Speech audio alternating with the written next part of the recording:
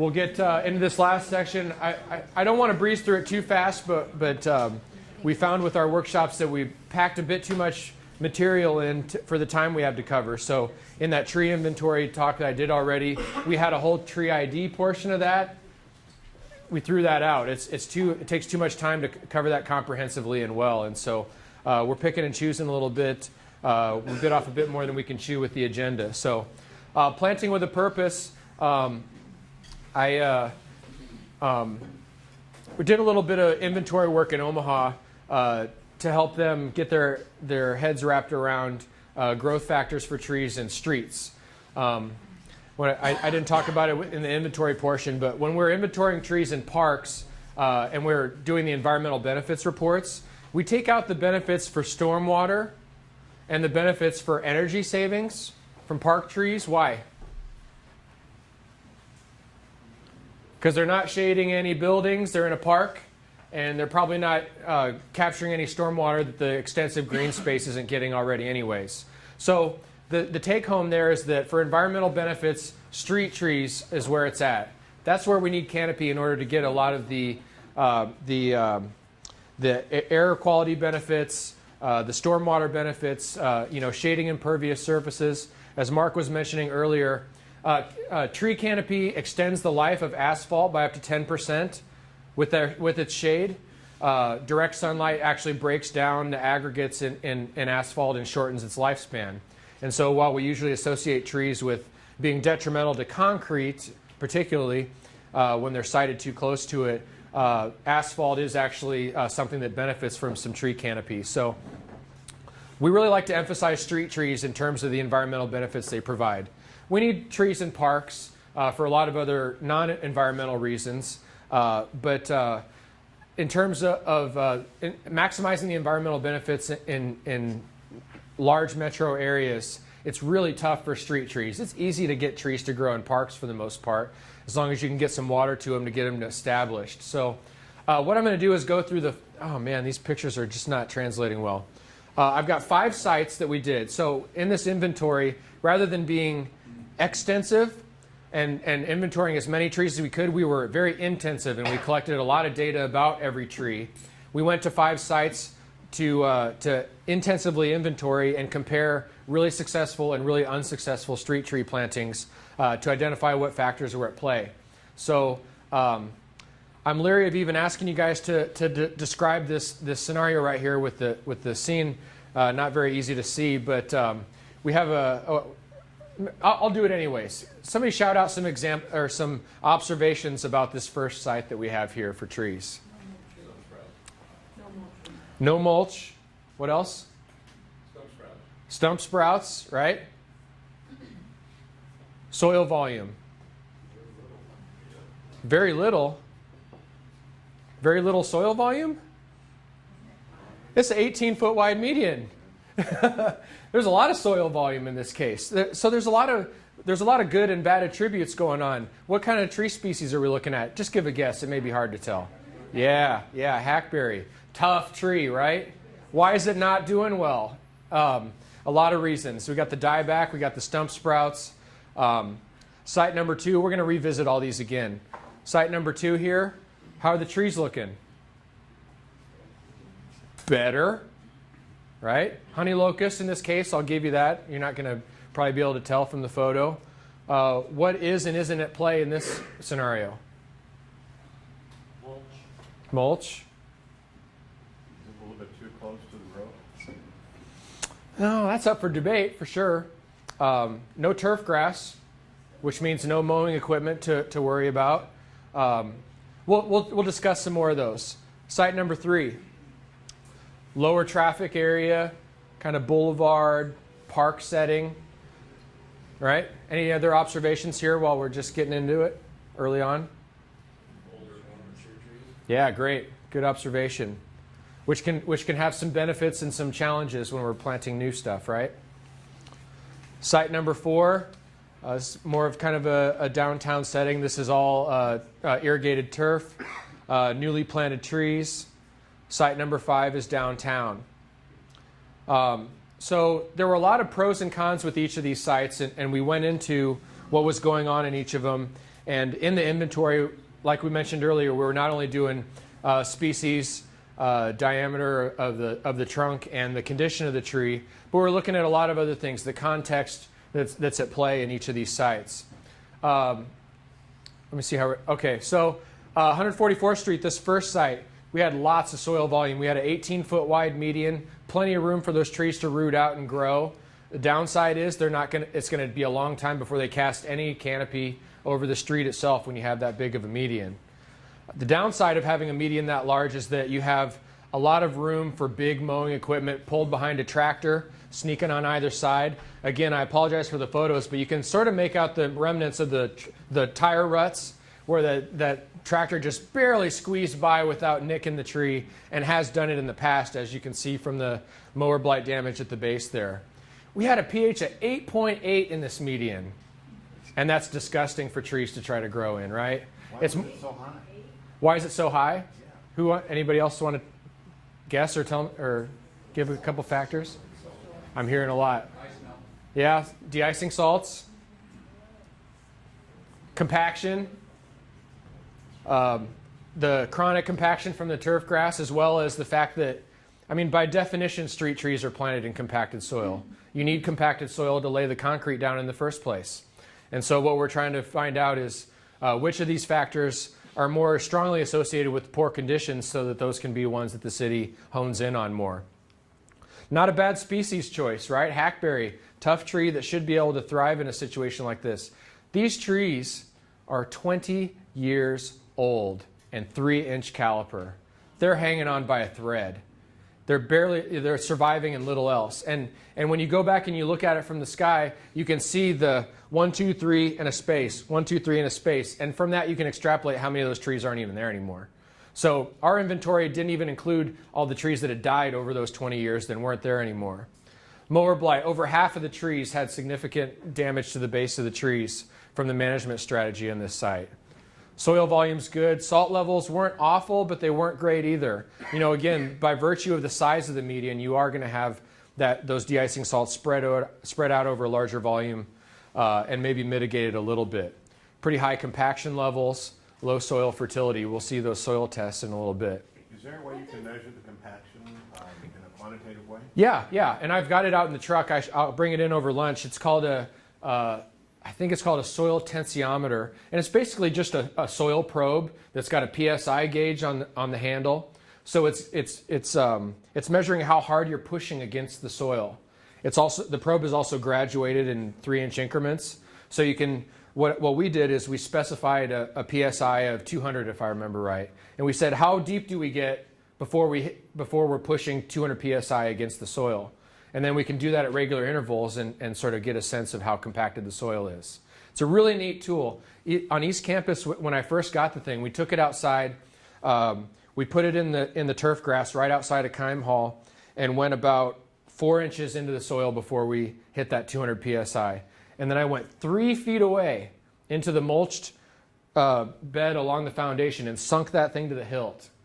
So chronic mower damage is not any small deal in terms of compaction, especially when you don't have, and I don't know if this is the case in Lincoln or not. I think you guys are good about not mowing when it's wet, but soil compaction is even more exacerbated when you're driving over saturated soils.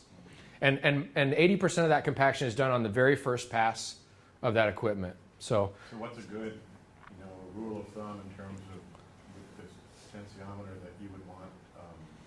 200 PSI. Man, it's all relative, really. I don't know if there's really a range that you're trying to get at. And really, if you just do that at any one point, it's not telling you about the whole site. You need to go do that, in a grid if you want to be real systematic about it. But it's more something that just gives you a sense of where you're at than giving you some sort of goal to strive for. So, but compaction has everything, let me back up a little bit. The number one limiting factor for tree roots is gas exchange in the soil. And if you have compacted soils, the air pores in the soil are the first to go. You'll still have pores to hold water and that sort of thing, especially with our heavy clay component in the soils. But that compaction significantly diminishes gas exchange in the soil, which is the largest factor for tree root growth. Excuse me. The right of way.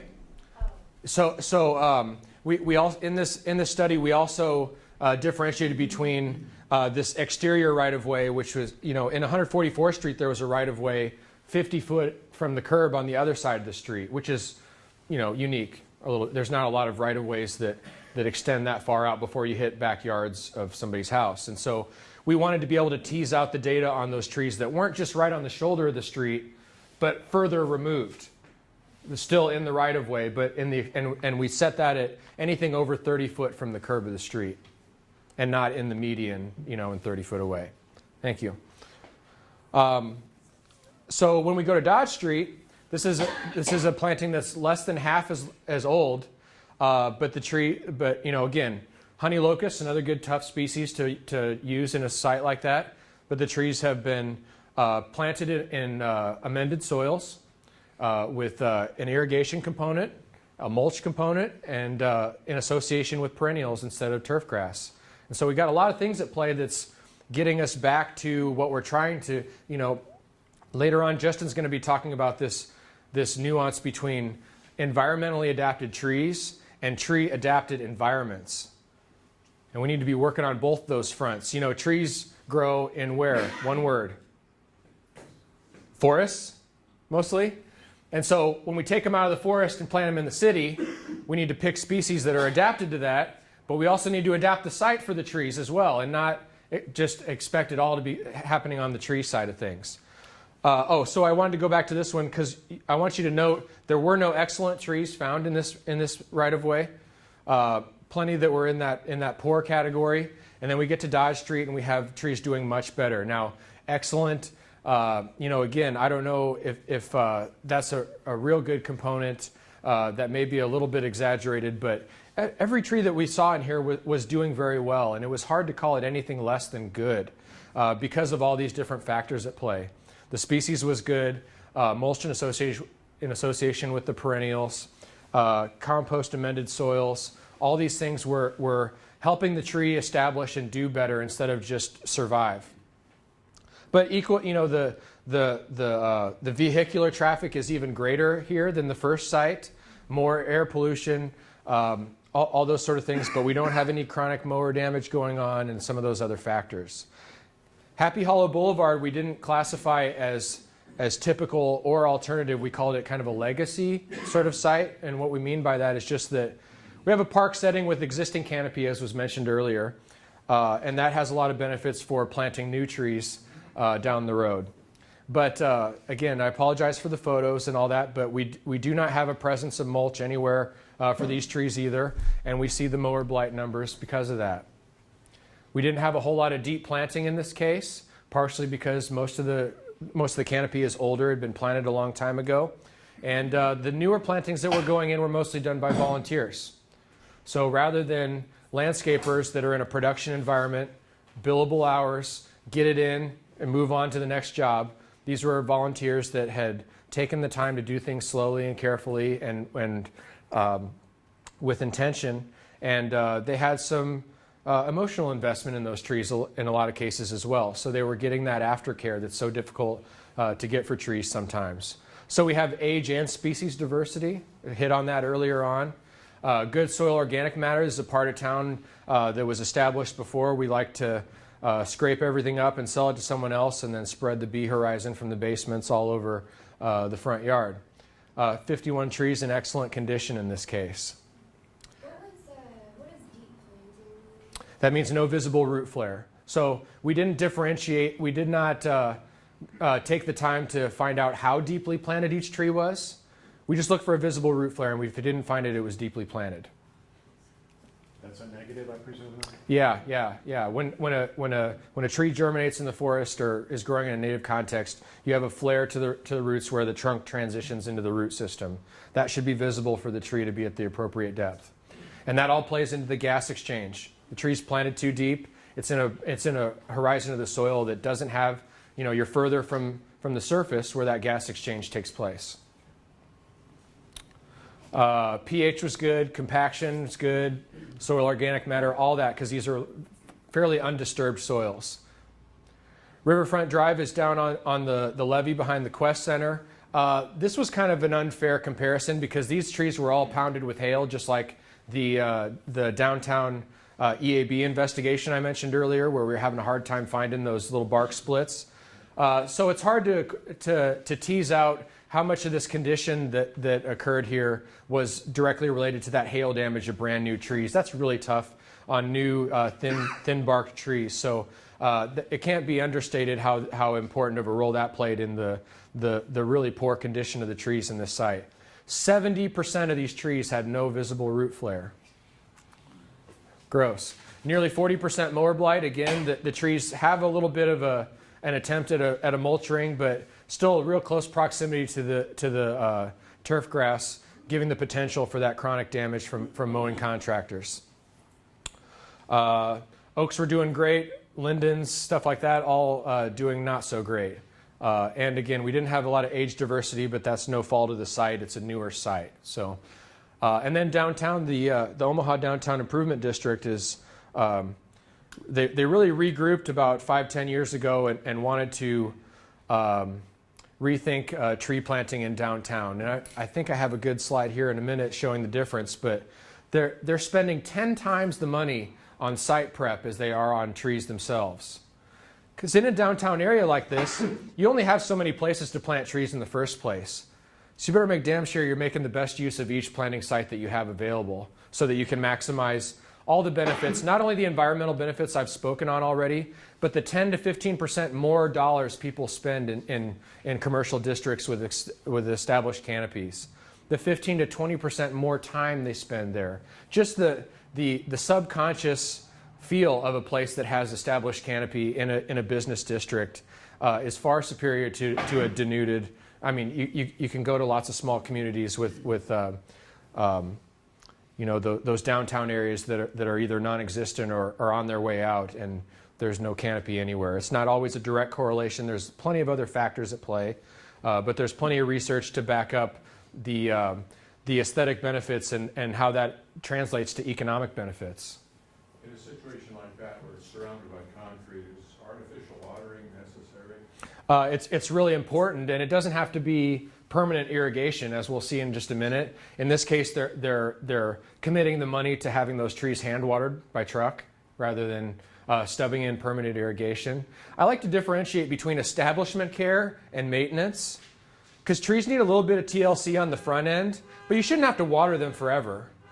In most cases, you'll have to get them through a dry spell here and there, but it's really just that establishment the first season or two that's really important. And so the expense of permanent irrigation is kind of unnecessary if you can skin that cat another way. So does adequate soil volume after concrete cuts mean that the site was maybe modified after? Yeah, that's where we get into the costs. So here's more your traditional 3x3 that exists downtown everywhere. It costs a lot of money to expand that out to a 4x12.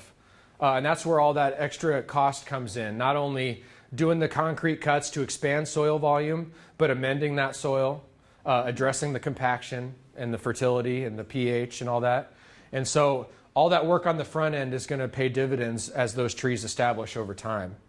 So is there maybe, because if you do the modification and there's trees already there, is there any? No, there were no trees there when they do that work. They're planting new after they do these BMPs at that planting location. So these are trees that just haven't gotten around to addressing it all. But a site more like this is the route that they're moving towards as they plant new locations. Yes. So I want to sort of digress. If you were like, one thing I really don't like, if you're looking at a big box store and they got this gigantic parking lot, and it's like an oven. at the same Right. time. So is it possible that you could actually, maybe like you said, what was it, 4x12, but if they wanted to, they could put in an environment where you could actually have trees survive if they Yep. invested enough in site prep? Yep. Especially the back of the parking lot that's rarely used anyways. You could establish more canopy. I mean, you'd like to have extensive canopy where people do park, but oftentimes the place you talk them into adding trees is towards the back where it only fills when they have some crazy sale. But yeah, Davis, California put an ordinance in place 15 years ago requiring any new commercial development with a parking lot to establish 50% canopy over the parking lot in 15 years. And now they've gotten to 15 years, and some people haven't done that, and they're kind of at a loss as to how to enforce it, or what, how do you hold their feet to the fire after the fact. But it's still a well-intentioned effort to mitigate that heat island effect and everything that you're talking about, for sure. So in downtown, with all these expanded BMPs, there's no turf grass, so we have no mower damage. All the soil issues that we talked about. Here's kind of a breakdown of a lot of those. That first site, a lot of negative aside from the grouping and the soil volume that's available. So that just kind of breaks down what we were looking at. By site condition, these color codings are dark green would be excellent trees, and on down to your poor trees. And it gives you a sense from each site how that condition class breaks down. So the defect summary, I think the next one, okay, well, we'll have to go with this. I want you just to focus on the red and the orange for this case. The red is your deep planting percentage by site, and then your total mechanical damage is your orange. And so if I can move up here, 144th Street, where we had trees associated with turf, mechanical damage is through the roof, right? Deep planting, not so much, mostly because a lot of those deeply planted trees died a while ago and weren't around to be inventoried anymore. Dodge Street, no turf grass. Only mechanical damage was where somebody had actually, the trunk was damaged by some other form than a mower, because there's no reason for a mower to be in there. But it wasn't non-existent, just almost non-existent. But we did have some deep planting in that site. And so the deep planting difference between one site and the other tells me that contractors aren't being consistent with how they're planting these trees. You had some deep planting offender planting on one location, and then the city used another contractor for a different location. And to me, that's the takeaway on the variability in deep planting percentages from one site to another. Is that something like an inspector, though, could go in and look, to see if it's not right, and would put You in bet. the specs of the contract? Yeah, well, that's part of, and when the city approached us about this inventory work at first, that's what we said. We said, well, do you just need new specifications? And he said, no, because none of my colleagues hold anybody to them. Specs are only as good as the teeth that you put into them and actually enforce the specs. And if the city isn't willing to enforce the specs, then they're worthless. And you're just letting contractors walk all over you. So some takeaways from all this: the soil quality and management, reduction of compaction through deep chiseling. That's these soil chisels, or subsoilers is what I've heard them called before too.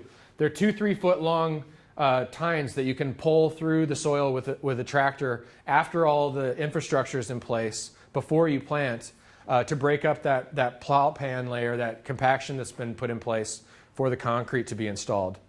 An organic material is huge to address compaction. Even if you can't get a subsoiler in there, if you top dress with 2 to 4 inches of compost and mulch on top of that and let it sit for a couple months, your compaction will get better. Just by virtue of the biological component that you're integrating back into the soil. A little more slowly without doing soil chiseling, but still works. Opportunities exist to define criteria and standards of practice. But again, as you mentioned earlier, you need to enforce the specs in order for them to be any good. We did soil analysis on each of the sites, and in some cases we even, as you asked about earlier on the right-of-way, we differentiated between the exterior right-of-way and just right along the shoulder. And you can see differences sometimes in pH, organic matter, things like that. Don't get too hung up in organic matter, though. Organic matter is going to be somewhere between 2 and 6%, no matter where you take your soil test at. And you get kind of diminishing returns anything over 5 or 6 anyways.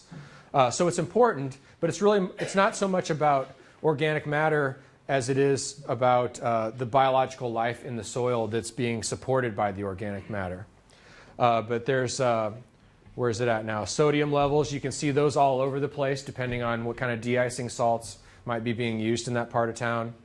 There are other companies that do more extensive soil tests we didn't have the budget for, where they're giving you back data on total versus active nematode activity, total versus active fungal activity, mycorrhizae, all those sort of things. So we can get a better sense of the biological component of soils with more extensive testing, but this is just more kind of ag-centric, corn, soybeans, analysis that helps you with that.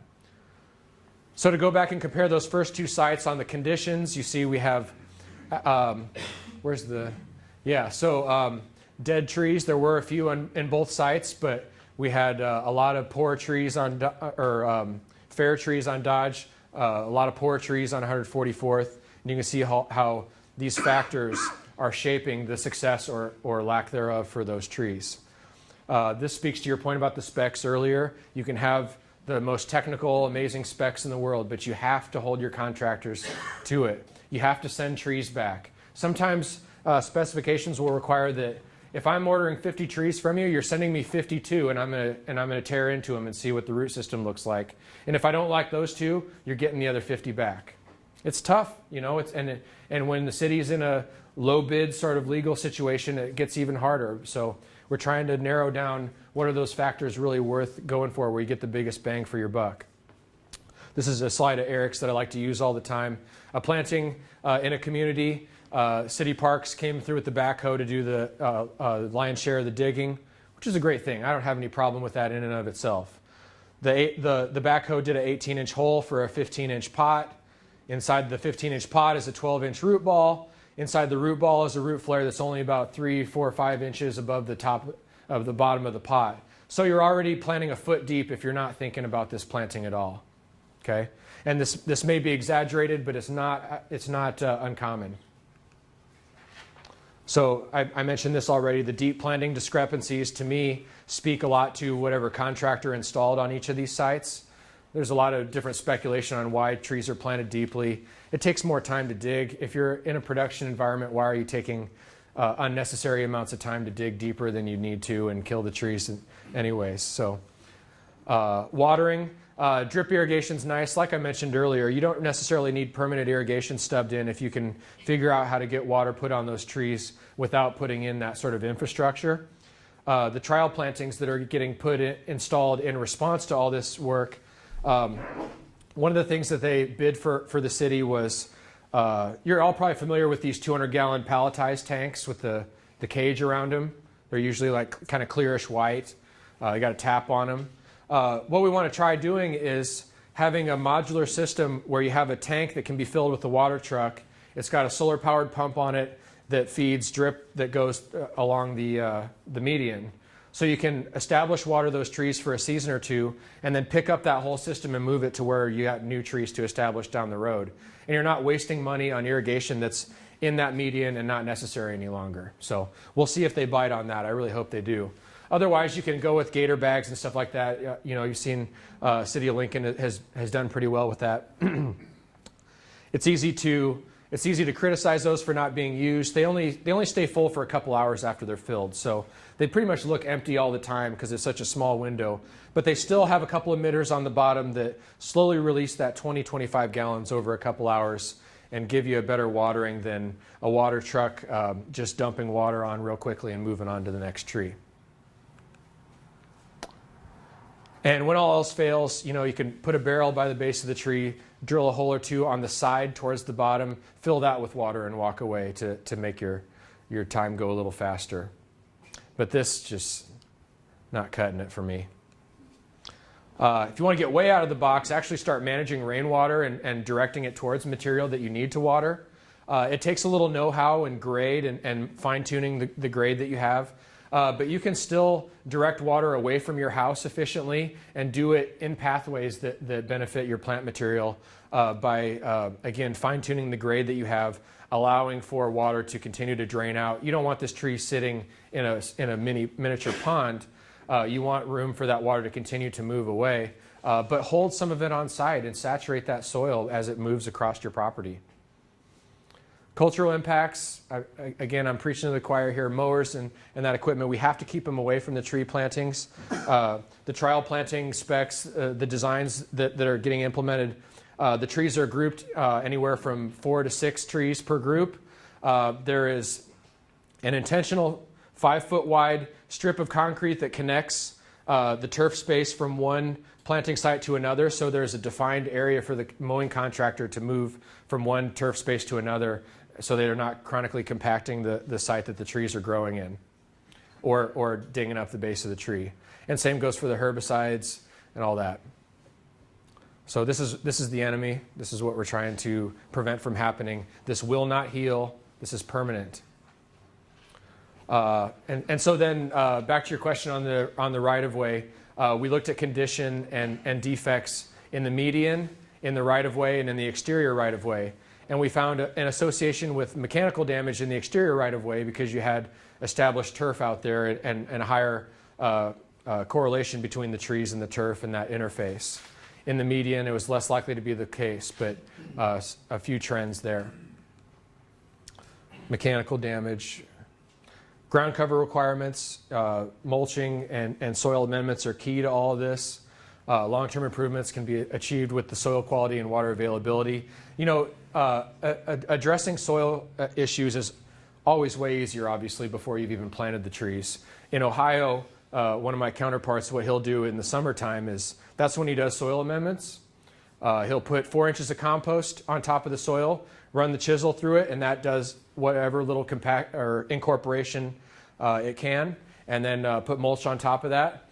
Put a stake in the ground that says future planting site of a blah blah blah, and you know, head off all the questions about what's this big thing doing just sitting here? Why aren't there any trees in here yet? And that soil, you know, mellows. If the compost happens to be a little hot, you're not burning the trees right away by giving a little window of time for that soil to incorporate and turn into something a little more hospitable.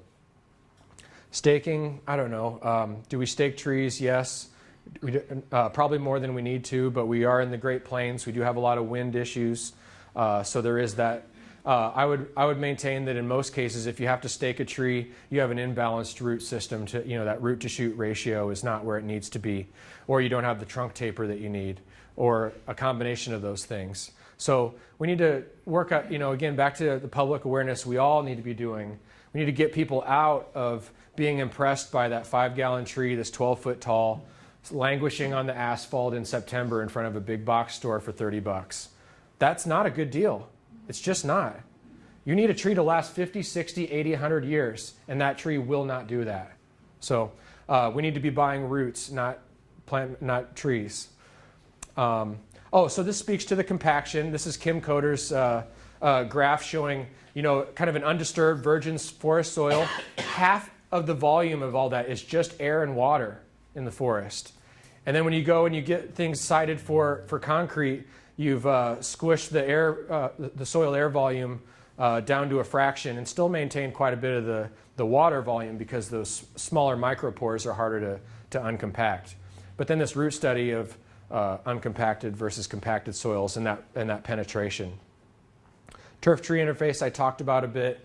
Let's simplify our management strategies, plant trees in groups so we don't have to buzz around every single one of them. Again, playing into the potential for mechanical damage. This is something I just pulled offline. What's the tree? Tilia? Linden? This is linden in its natural context, okay? Are these trees on 40-foot centers? No. They're nice and cozy, aren't they? That's what trees do. That's what most of them like. I mean, you can look at bur oak, you can look at honey locust and find trees that are adapted to open growing, but most of them are not adapted to open growing. And when you plant linden all by itself, you get a vastly different structure. So why did they make that recommendation? Well, lots of times you have the concrete dictating that you can't do anything better than that. But for landscape contractors, I tell them you can sell somebody a $300 B&B tree for the front yard, or you can sell them 5 $50 trees. And if it's a species that doesn't grow particularly fast, you're going to get height faster out of those trees because of that competition model we talk about in the forest, racing for sunlight. There's lots of cooperation going on underground, so that competition model isn't the whole story. But you can use that to your advantage and plant trees in groups as they prefer in most cases. And you lose one of them, shucks, you still got 4 more, right? So there is that. And then just pruning and beyond. We're not going to get into this today, but if you plant a tree on the street, even something 12 foot tall, the $300 B&B tree I keep referring to, every one of those branches is temporary. Because if you're planting on the street, you need 14-foot clearance so the FedEx truck isn't ripping branches off as it drives by.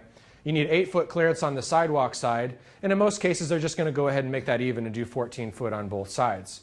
So, it just gets into lots of these different pruning practices that are key for proper management as well. So, that's it. I kind of blew through that fast, but I want to get everybody to lunch and all that. So, I don't know, thoughts. What do you guys think of all this? Are we way off? I mean, it's not rocket science or new ground necessarily.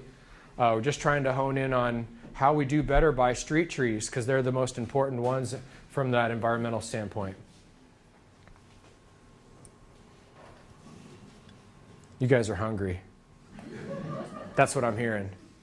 So, all right, well, let's be done then. I'm going to go next door, see what the deal is. I don't know if we're going over there or if they're bringing here, so I'm going to check on that and get right back over.